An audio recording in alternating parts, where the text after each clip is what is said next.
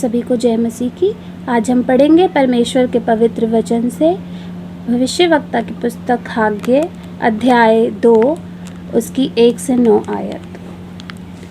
फिर 7वें महीने के 21वें दिन को यहोवा का ये वचन हाग्गे भविष्यवक्ता के पास पहुंचा।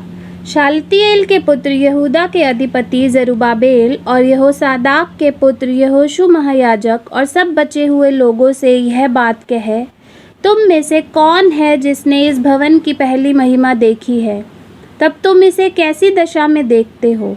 क्या यह सच नहीं कि यह तुम्हारी दृष्टि में उस पहले की अपेक्षा कुछ भी अच्छा नहीं है? तो भी यह यहोवा की वाणी है, हे जरुब्बाबेल हियाव बांध, और हे यहोसादाक के पुत्र यहोशू महायाजक हियाव बांध। और यहोवा की यह भी वाणी है कि हे देश के सब लोगों, हियाव बांध कर काम करो, क्योंकि मैं तुम्हारे संग हूँ। सेनाओं के यहोवा की यही वाणी है, तुम्हारे मिस्र से निकलने के समय जो वाचा मैंने तुमसे बांधी थी, उसी वाचा के अनुसार मेरा आत्मा तुम्हारे बीच बना है। इसीलिए तुम मत डरो, क्योंकि सेनाओं का यहोवा यूँ कहता है कि अब थोड़ी ही देर बाकी है कि मैं आकाश और पृथ्वी और समुद्र और स्थल सबको कंपित करूँगा, और मैं सारी जातियों को कंपाऊँगा, और सारी जातियों को मनभावनी वस्तुएं आएंगी, और मैं इस भवन को अपनी महिमा के तेज से भर दूँगा। सेनाओं के यहोवा का यही वचन है, चांदी तो मेरी है और सोना भी मेरा ही है। सेनाओं के यहोवा की यही वाणी है, इस भवन की पिछली महिमा इसकी पहली महिमा से बड़ी होगी। और सेनाओं के यहोवा का यही वचन है, और इस स्थान में मैं शांति दूंगा। सेनाओं के यहोवा की यही वाणी है। परमेश्वर अपने वचन के पढ़े और सुने जाने पर अपनी आशीष दे। आमीन। आप सभी को जय मसीह की। मैं आज आपके सामने पढ़ूंगी परमेश्वर के वचन में से पहला करंथियों उसका पहला चैप्टर उसकी 26 आयत से लेकर दूसरे अध्याय की 5 आयत तक, जो इस प्रकार से लिखा है। हे भाइयों, अपने बुलाए जाने को तो सोचो कि ना शरीर के अनुसार बहुत ज्ञानवान और ना बहुत सामर्थी और ना बहुत कुलीन बुलाए गए, परंतु परमेश्वर ने जगत के मूर्खों को चुन लिया है कि ज्ञान वालों को लज्जित करें, और परमेश्वर ने जगत के निर्बलों को चुन लिया कि बलवानों को लज्जित करें, और परमेश्वर ने जगत के नीचों और तुच्छों को, वरन जो हैं भी नहीं, उनको भी चुन लिया कि उन्हें जो हैं व्यर्थ ठहराए, ताकि कोई प्राणी परमेश्वर के सामने घमंड न करने पाए, परंतु उसी की ओर से तुम मसीह यीशु में हो, जो परमेश्वर की ओर से हमारे लिए ज्ञान ठहरा, अर्थात धर्म और पवित्रता और छुटकारा, ताकि जैसा लिखा है वैसा ही हो, जो घमंड करे वे प्रभु में घमंड करे। दूसरा अध्याय उसकी 1 से 5 आई। हे भाइयों, जब मैं परमेश्वर का भेद सुनाता हुआ तुम्हारे पास आया, तो शब्दों या ज्ञान की उत्तमता के साथ नहीं आया, क्योंकि मैंने ये ठान लिया था कि तुम्हारे बीच यीशु मसीह वरन क्रूस पर चढ़ाए हुए मसीह को छोड़ और किसी बात को ना जानूं। मैं निर्बलता और भय के साथ और बहुत थरथराता हुआ तुम्हारे साथ रहा, और मेरे वचन और मेरे प्रचार में ज्ञान को लुभाने वाली बातें नहीं, परंतु आत्मा और सामर्थ का प्रमाण था, इसलिए कि तुम्हारा विश्वास मनुष्यों के ज्ञान पर नहीं, परंतु परमेश्वर की सामर्थ पर निर्भर हो। परमेश्वर के वचन के पढ़े और सुने जाने पर उनकी आशीष है। आमीन। हम पढ़ेंगे मरकुस इंजील से 4 अध्याय उसकी 26 आयत से लेकर 34 आयत तक। यहाँ पर इस प्रकार लिखा है, फिर उसने कहा, परमेश्वर का राज्य ऐसा है जैसे कोई मनुष्य भूमि पर बीज छींटे और रात को सोए और दिन को जागे और वह बीज ऐसे उगे और बढ़े कि वह ना जाने। पृथ्वी आप से आप फल लाती है, पहले अंकुर, तब बाल और तब बालों में तैयार दाना। परंतु जब दाना पक जाता है तब वह तुरंत हंसिया लगाता है, क्योंकि कटनी आ पहुंची है। फिर उसने कहा, हम परमेश्वर के राज्य की उपमा किससे दें और किस दृष्टांत से उसका वर्णन करें? वह राई के दाने के समान है कि जब भूमि में बोया जाता है तो भूमि से सब बीजों से छोटा होता है, परंतु जब बोया गया तो उगकर सब साग पात से बड़ा हो जाता है और उसकी ऐसी बड़ी डालियां निकलती हैं कि आकाश के पक्षी उसकी छाया में बसेरा कर सकते हैं।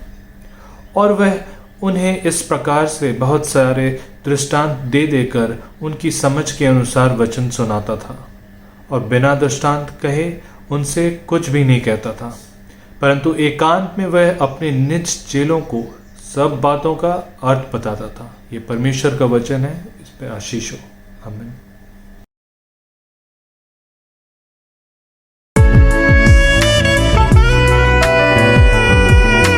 तेरे सामर्थ से भर दे यीशु, रहूं मैं तेरा सदा। पवित्र आत्मा से भर दे मुझे, पवित्र रहूं सदा।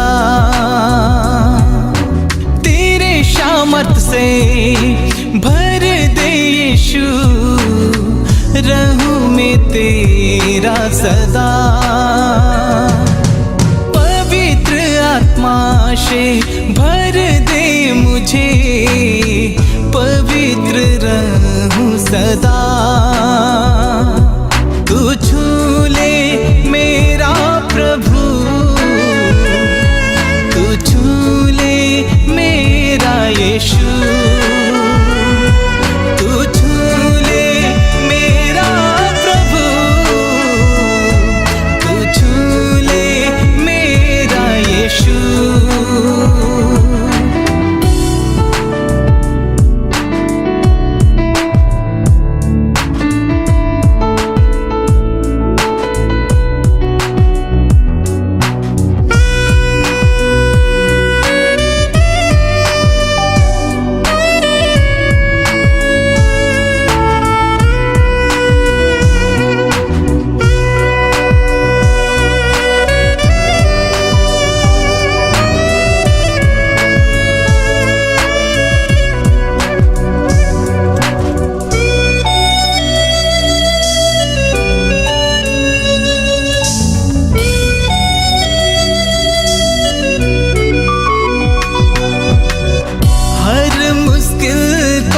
संभव करने वाला तू ही है मेरा खुदा। हर बीमारी को चंगा करने वाला तू ही तो मेरा खुदा।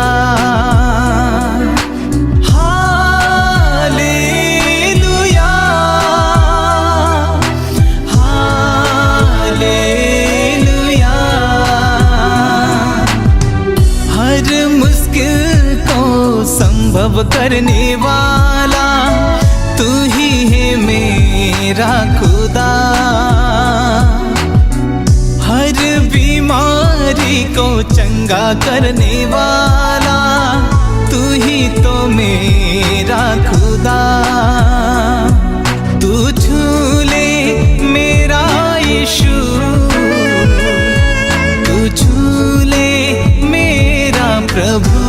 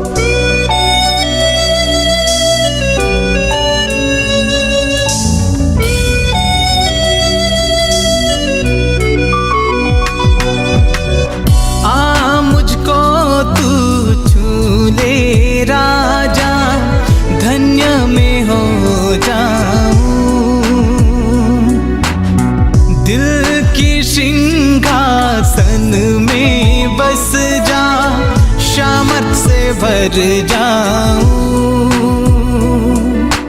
Hallelujah, hallelujah.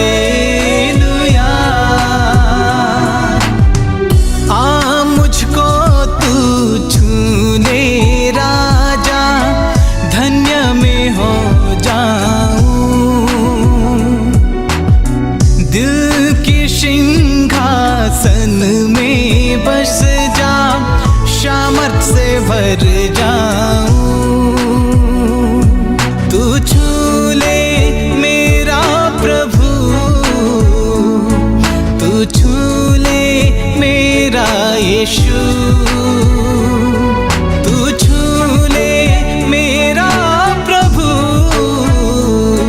तू छू ले मेरा यीशु। तेरे सामर्थ से भर दे यीशु, रहूं मैं तेरा सदा। पवित्र आत्मा से भर दे मुझे, पवित्र रहूं सदा। तू छू ले मेरा प्रभु, तू छू ले मेरा यीशु, तू छू ले मेरा प्रभु, तू छू ले मेरा यीशु। Hallelujah, hallelujah,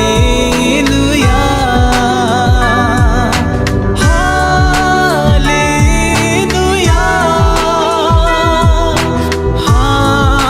hallelujah. सबको सलाम। Good morning to all of you. हम आप सबका स्वागत करते हैं इस ऑनलाइन प्रार्थना सभा में। We warm welcome you in this online church service. अभी हमारे पास कोई गवर्नमेंट की इस तरह की कोई ख़ास गाइडलाइंस नहीं है जो हम अपने चर्च की इबादत को कंटिन्यू प्रॉपर तरीके से कर सकें। और उम्मीद है कि जैसे भी होगा हम सबके पास, आपके पास गवर्नमेंट की गाइडलाइन जैसे आती है उस हिसाब से ही चर्च की एक्टिविटीज़ को शुरू करेंगे, क्योंकि आज का जो सिचुएशन है, जो माहौल है, वो बहुत बढ़िया यानी अच्छा जो कहा जाए वो नहीं है। लेकिन हम अपने खुदा से प्रार्थना करते रहें, जहाँ भी हैं परमेश्वर सबको सलामत रखे, परमेश्वर सबके साथ हो, सबको स्वस्थ रखे, सभी लोग खुशी रहें। आज 7 संडे आफ्टर पेंटिकास्ट यानी पवित्र आत्मा के बाद का 7वां रविवार है। आज की जो हमारा जो थीम है, जो विषय है, परमेश्वर के महान कार्यों का आरंभ अत्यंत छोटे से छोटे कार्यों से होता है। परमेश्वर के महान कार्यों का आरंभ छोटे से छोटे कार्यों से होता है। जैसे from very small beginning God's produce great result. और यहाँ पर जो टेक्स्ट लिया गया है, परमेश्वर का जो वचन लिया गया है, book of Haggai chapter 2 verse 1 to 9। Haggai नामक पुस्तक से उसका दूसरा अध्याय पहली 9 आयतें और पहला कुरिन्थियंस उसका पहला अध्याय और उसकी 26 आयत से लेकर के दूसरे अध्याय के 5वें आयत तक। First letter of Paul to Corinthians chapter 1 verse 26 to chapter 2 up to chapter 2 verse 5, and Holy Gospel according to Saint Mark chapter 4 begins from 26 to 34। मरकुस की इंजील और उसका चौथा अध्याय उसके 26 आयत से लेकर के 34 आयत तक। यहाँ हम देखते हैं कि खुदावन यीशु मसीह, प्रभु यीशु मसीह किस तरह से अपने लोगों को चुनता है, प्रभु यीशु मसीह किस तरह से अपने शिष्यों को, अपने उस लोगों को दृष्टांतों के माध्यम से समझाते हैं। He teach them through the parables to understand the word of God. हम देखते हैं आज प्रभु यीशु मसीह का जो वचन है, यहाँ पर स्पेशली जो लिया गया है मरकुस की इंजिल से 4 अध्याय में, यहाँ पर सिर्फ हमें देखने को 2 बातें मिलती हैं। पहला, जो उगने वाले बीज का दृष्टांत है। बीज जो है किस तरह से उगता है, ये हमारे विश्वास के ऊपर डिपेंड करता है। जैसे दूसरी बात जो है राई के दाने का दृष्टांत। एक जो है बीज का दृष्टांत है जो किस तरह से उगता है, कैसे वो तैयार होता है, कैसे वो फसल तैयार होती है। दूसरा जो है प्रभु यीशु मसीह बताते हैं एक सरसों के दाने, राई के दाने। राई का दाना जो है सबसे छोटा आता है, इसलिए उन्होंने राई के दाने का दृष्टांत लेकर के, उदाहरण देकर के समझाते हैं कि उसको हम समझ जाए, कैसे समझें उसको। अब देखिए यहाँ पर लिखा है कि फर्स्ट पैराबल, जो पहला जो दृष्टांत है वो प्रभु यीशु मसीह परमेश्वर के राज्य की बात करते हैं। That is the kingdom of God, कि किस तरह से किंगडम ऑफ गॉड, परमेश्वर का राज्य जो है वह है जैसे कोई मनुष्य भूमि में बीज को बो दिया है। किंगडम ऑफ राज, kingdom of God is as if a man should scatter seed on the ground. एक व्यक्ति जो है, एक मनुष्य जो है किस तरह से जमीन के अंदर बीज को बो देते हैं। परमेश्वर का राज कैसे है, प्रभु यीशु मसीह का मानना है। और रात को बीज को जमीन में बो देता है, रात को सोए और दिन को जागे, और वह बीज ऐसे उगे और वह बढ़े, वह न जाने, वह न, उसको पता नहीं कि वह न जाने बीज को बो दिया है जमीन के अंदर, और बीज वहां पर बोने के बाद रात को सोया, दिन को जागा, और वह बीज ऐसे उगे और बढ़े कि वह न जाने। देखिए वह व्यक्ति सो गया है, वह व्यक्ति जागा भी है, लेकिन बीज जमीन के अंदर है। बीज का उगना एक अपना प्राकृतिक, एक अपना स्वभाव है। बीज जमीन के अंदर से उग रहा है।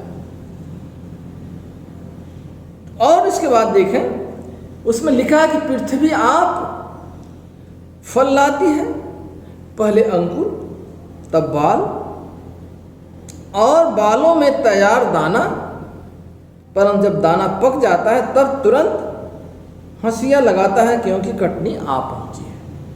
देखिए इसको सोचने की बात है, इसे जानने की बात है कि इन बातों में जब वो किसान जो है जमीन में बो देता है, सबसे पहले क्या होता है, अंकुरण होता है।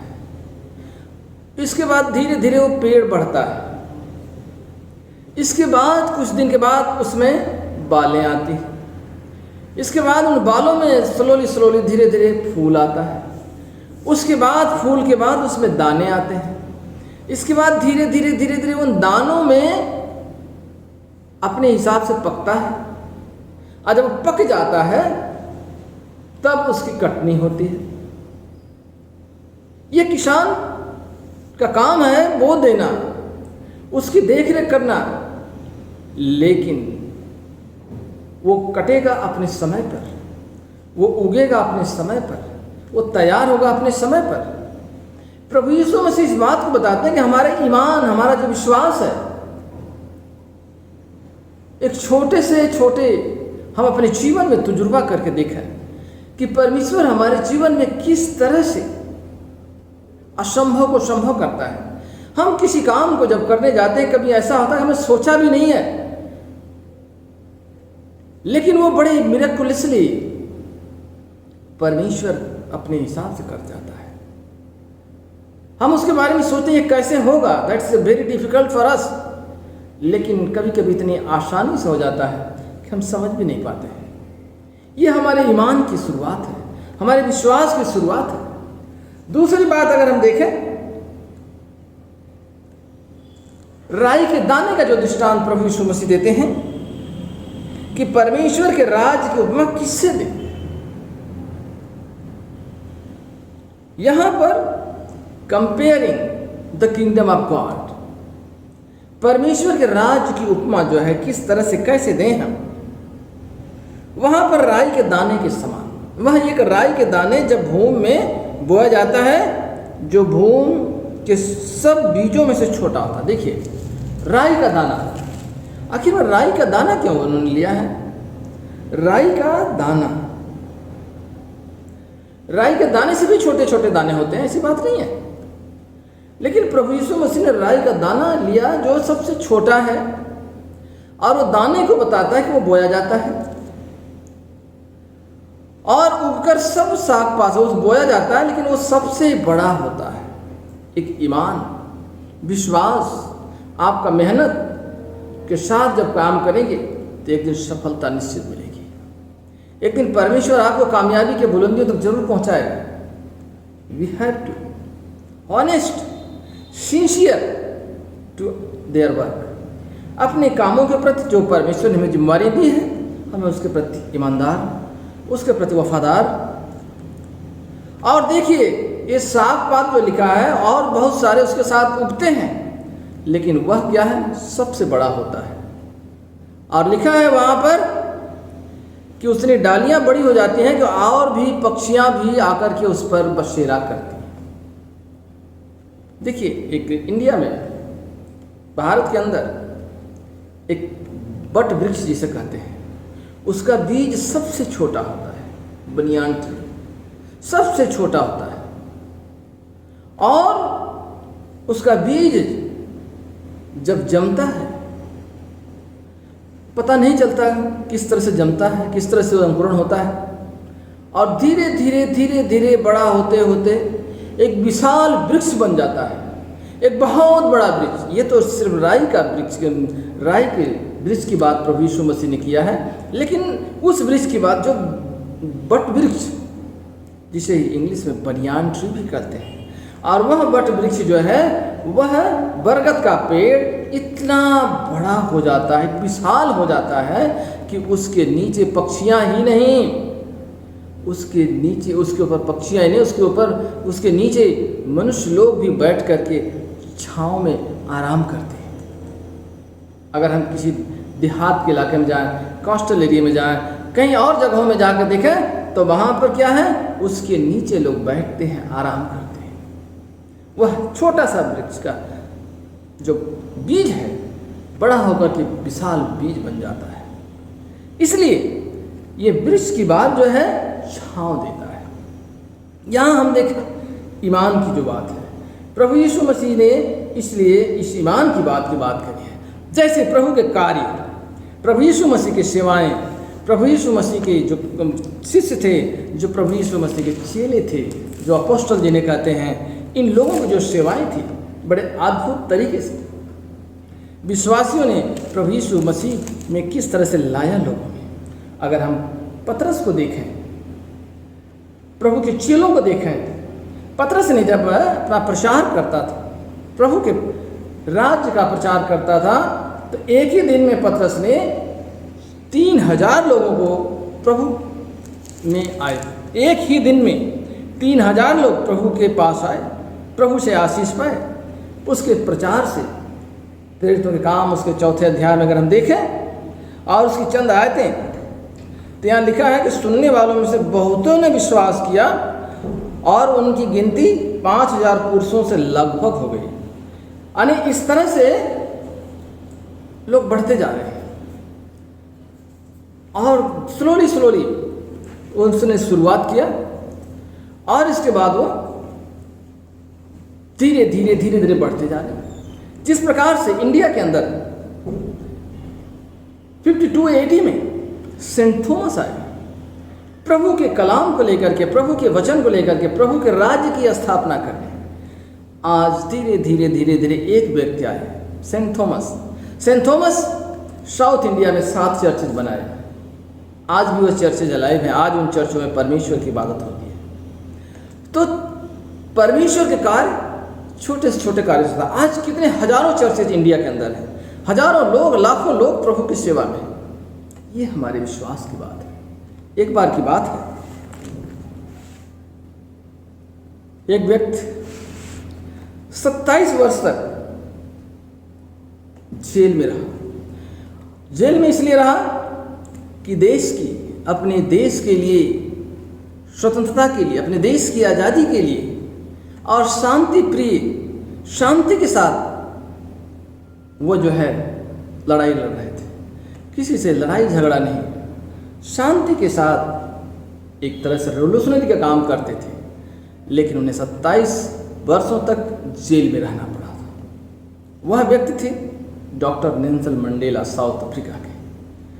और 27 वर्षों के बाद जब वो जेल से रिहा हुए और उसके बाद जब वो राष्ट्रपति बने उस देश का, साउथ अफ्रीका के, जब वो राष्ट्रपति बने तो उन्होंने अपने सुरक्षा कर्मियों के साथ निकले कि थोड़ा देखते हैं समाज में, देश में किस तरह का हालात है। जाते हैं, रास्ते में उन्हें लोगों को चाय पानी खाने की व्यवस्था, भूख लग रही थी, उन्होंने खाने के लिए एक होटल में गए और वहाँ देखते हैं होटल वाले जो है उनके सुरक्षा कर्मी खाने का इंतजाम करते हैं। खाना आता है, बगल के टेबल पर एक व्यक्ति बैठा हुआ, उन्होंने उस व्यक्ति को भी बुलाया कि उसको बुला लाइए। वह व्यक्ति आता है, 7 महीने उनके टेबल पर बैठता है, सबके लिए खाना मंगाया उन्होंने, उस व्यक्ति के लिए भी खाना मंगाया। और वो व्यक्ति खाना खाने के बजाय उसके हाथ कांप रहे हैं, इतना तेजी से उसके हाथ पैर कांप रहे हैं कि जैसे पार्किंसन की बीमारी हो जाए। लेकिन जब सब लोग चले जाते हैं तो सुरक्षा कर्मी ने डॉक्टर नेल्सन मंडेला जी से पूछा कि सर, आपने नोटिस किया वह व्यक्ति के अंदर वो बीमारी थी जो उसके हाथ कांप रहे थे, पैर कांप रहे थे, वो खाना नहीं खाया जा रहा था ढंग से। किस लिए? हमारे डर के मारे या खुशी के मारे? उन्हें बताया नहीं, आपको इसके बारे में नहीं पता। यह व्यक्ति जब मैं जेल में था तो ये वहाँ का चौकीदार था। जब मेरे ऊपर अत्याचार होते थे, मैं पानी मांगता था, ये मेरे ऊपर, मेरे सर पर बाथरूम कर देता था, पेशाब कर देता था पानी के बजाय। ये उस समय चौकीदार था वहाँ का। लेकिन मेरा काम जो है, मेरा फर्ज जो है, इसे सजा देना नहीं। कहते हैं कि बदले के भावना से मनुष्य और समाज और देश दोनों बर्बाद होता है। बदला की भावना कभी नहीं रखनी चाहिए। प्यार की भावना हमेशा रखिए, माफ़ी की भावना हमेशा रखिए, विश्वास को आगे बढ़ाइए, परमेश्वर हमारे साथ हो। इसलिए मेरे प्यारे थे, जो प्रभु यीशु मसीह यही चाहते हैं, अपने ईमान को हम कैसे बढ़ाएंगे। और जैसे जैसे हम अपने ईमान को बढ़ाएंगे, परमेश्वर का राज ऐसे ही बढ़ता है। परमेश्वर का राज कभी बदले की भावना से नहीं बढ़ सकता। परमेश्वर का राज हमेशा प्यार से बढ़ता है, मोहब्बत से बढ़ता है, सेवा से बढ़ता है। जिस प्रकार से फादर स्टैन स्वामी इस देश के, झारखंड के एक ऐसे इलाके में उन गरीब लोगों के लिए, आदिवासियों के लिए अपना जीवन दे दिया। वह व्यक्ति एक जेस्यूट प्रीस्ट थे, सेवा के लिए अपना जीवन दिया। अंत में उनकी मौत होती है कस्टडी के अंदर। लेकिन प्रभु यीशु मसीह हमें यही सिखाते हैं। आज एक स्टैन स्वामी नहीं है, लेकिन बहुत सारे स्टैन स्वामी के नाम से जाने जाएंगे आने वाले समय में। परमेश्वर आप सबको बहुतायत से आशीष दे। आमीन। आइए हम अकीदा पढ़ेंगे। मैं खुदा कादिर मुतलक बाप पर ईमान रखता हूँ, जो आसमान और ज़मीन का खालिक है। मैं यीशु मसीह पर ईमान रखता हूँ, जो खुदा का इकलौता बेटा और हमारा खुदावन है। वह रूह कुदुस की कुदरत से पेट में पड़ा, कुंवारी मरियम से पैदा हुआ, 35 पिलातुस के ऐद में दुख उठाया, मसलूब गया और मर गया और दफन हुआ। आलमे अरवाह में उतर गया, तीसरे दिन जी उठा, आसमान पर चढ़ गया और बाप की दाहिनी ओर बैठा है। वह जिंदों और मुर्दों की अदालत के लिए फिर आएगा। मैं रूह कुदूस पर, पाक कैथलिक कलीसिया, मुकद्दसों की शिराकत, गुनाहों की माफ़ी, बदन की क़यामत और अब्दी ज़िंदगी पर ईमान रखता हूँ। आमीन। हम सब सिफारिशी दुआओं में जाएं। आइए हम सब इंसानों के लिए दुआ करें और अपनी दुआओं को खुदावंद यीशु मसीह की दायमी सिफारिश के साथ पेश करें। आए आसमानी बाप, हम तुझसे दुआ करते हैं कि सारे जहान में इंसाफ और सुलह कायम हो और हर इंसान बहुतायत से ज़िंदगी पाए। ऐ रहीम खुदावंद, हमारी दुआ सुन। उन सब के लिए जो इस शहर में बसते हैं और उन तमाम बातों को दूर करने के लिए भी जो एक दूसरे में फूट और झगड़े पैदा करती है, ताकि हमारे मुल्क में सच्ची एकता और मेल मिलाप की तरक्की हो। आए रहीम खुदावंद, हमारी दुआ सुन। उन सब के लिए जो खेती बाड़ी, उद्योग धंधे और व्यापार में लगे हुए हैं, सब मज़दूरों और कारीगरों के लिए और उन सारे लोगों के लिए जो हमारे ज़रूरतों को पूरा करते हैं, विशेष करके डॉक्टर, नर्सेज और मेडिकल स्टाफ जिन्होंने कोरोना के टाइम पे हमारी बहुत सहायता की। ऐ रहीम खुदावंद, हमारी दुआ सुन। तमाम उस्तादों, पढ़ने वालों, साइंसदानों, लेखकों, हुनरमंदों और उन सब के लिए भी जो एक दूसरे लोगों की दिलो दिमाग पर असर डालते हैं। आए रहीम खुदावंद, हमारी दुआ सुन।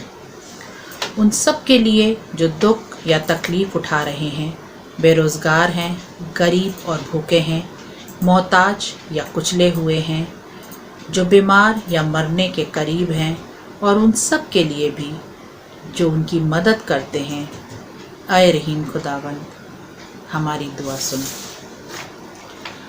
उन सब के लिए जिन्हें इस मुल्क और दूसरे मुल्कों में इख्तियार दिया गया है, ख़ास करके हमारे राष्ट्रपति, प्रधानमंत्री, इस सूबा के गवर्नर और मुख्यमंत्री, और उन सब के लिए भी जो किसी तरह से इख्तियार रखते हैं।